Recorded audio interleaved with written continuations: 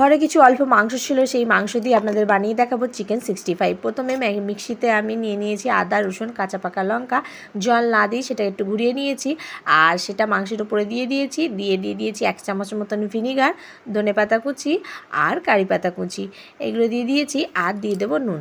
কারি পাতাটা কিন্তু দিতেই হবে, এতে দিলে কিন্তু একটা দুর্দান্ত গন্ধ বেরোয়। তারপর সব কিছু মশলা একে একে সব দিয়ে দেবো, ধনে গুঁড়ো, জিরে গুঁড়ো, লঙ্কা গুঁড়ো দিয়ে দিলাম। তারপর এখানে 1 চামচের মতন আমি সয়া সস দিয়ে দিয়েছি, আর 2 চামচের মতন আমি এখানে টমেটো সস দিয়েছি।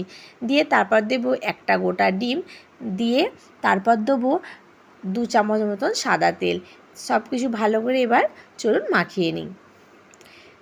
বেশ ভালো করে মশলাগুলো মাংসের সাথে মাখিয়ে নিতে হবে।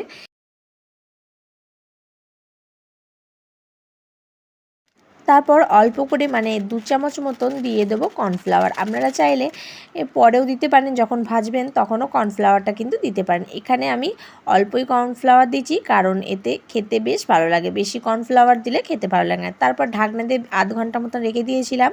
আধ ঘন্টা পর খুলে এতে একটু ফুড কালার দিয়েছি, যেই কালারটা আর কি কেকে টেকে দিই ওটাই দিয়েছি, দিলে দোকানের মতন বেশ কালারফুল দেখায়, সেই জন্যই দিয়ে দিলাম। তারপরে এইদিকে গ্যাসে তেল বসিয়ে দিয়েছি। তেলটা বেশ গরম হয়ে যাওয়ার পর আমি একে একে কিন্তু সব মাংসগুলো দিয়ে ভেজে নেব।